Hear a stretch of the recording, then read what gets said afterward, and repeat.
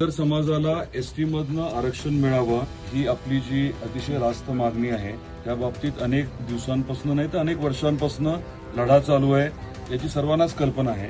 धनगड या विषयाचा जो गोंधळ झाला ते सगळ्यांना माहिती आहे। हा सर्व विषय न्यायप्रविष्ट होता याची आपल्या सर्वांना कल्पना आहे आणि देवेंद्रजी फडणवीस साहेबांनी जो शब्द दिला होता त्याची आपल्याला कल्पना आहे। त्याच्या अनुषंगाने त्यांनी उचललेली पावलं ही आपल्याला माहिती असतील। काल झालेली बैठक का परवा झालेली बैठक काल सुद्धा या बाबतीमध्ये चर्चा झाली होती। परवा काही बांधव इथे घरी आले होते। मला कल्पना नव्हती। मी आपल्याकडे ही जी भयावह परिस्थिती झाली अभूतपूर्व अतिवृष्टी झाली नुकसान त्या दौऱ्यावरती होतो आणि मी त्यांना म्हटलं होतं की मध्ये कुठेही या तुम्ही।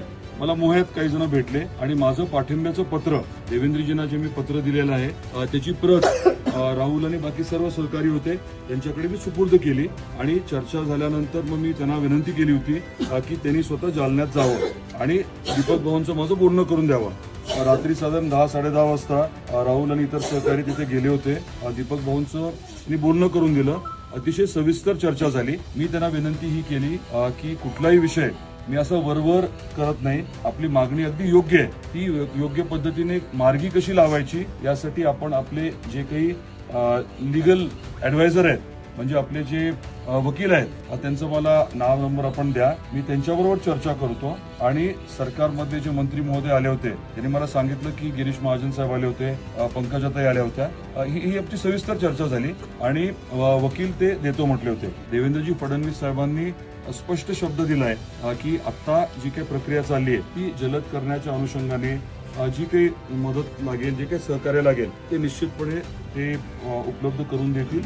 आणि महत्वाचं म्हणजे ही लढाई जी आहे ती जास्त कोर्टातली आहे। या लढ्यामध्ये मी निश्चितपणे आपल्या बरोबर आहे। कोणी काही गैरसमज करून दिला तरी आपल्या जिल्ह्यामध्ये अहिल्यादेवी पुण्यश्लोक अहिल्यादेवी होळकरांचं स्मारक आपण सर्वजण मिळून करतोय तुळजापूरला। तुम्हाला माहिती आहे तुळजापूरच्या आपल्या मोर्चामध्ये सुद्धा येऊन मी आपल्याला त्या स्मारकाचा शब्द दिला होता आणि पाठपुराव्याचा शब्द दिला होता। त्यामुळे माझ्याकडनं कसं आहे असं नौटंकी किंवा वरवरचं काही होणार नाही, पण आपल्याला जे काही करणं गरजेचं आहे जे आपल्याला निर्णय करून घेण्यासाठी गरजेचं आहे त्या सर्व बाबींमध्ये मी आपल्या बरोबर आहे। तुळजापूरचे आमदार राणा जगदीशसिंह पाटील यांना भेटण्यासाठी त्यांच्या निवासस्थानी या ठिकाणी आमचे धनगर समाज शिष्टमंडळ या ठिकाणी जमा झालं। त्यांनी या ठिकाणी अतिशय सकारात्मक आणि कायदेशीररित्या ज्या काही गोष्टी सांगितल्या धनगर समाजाला एसटी आरक्षण हा कायमस्वरूपी मिळावं असा त्यांनी परिपूर्ण असा बारकाईने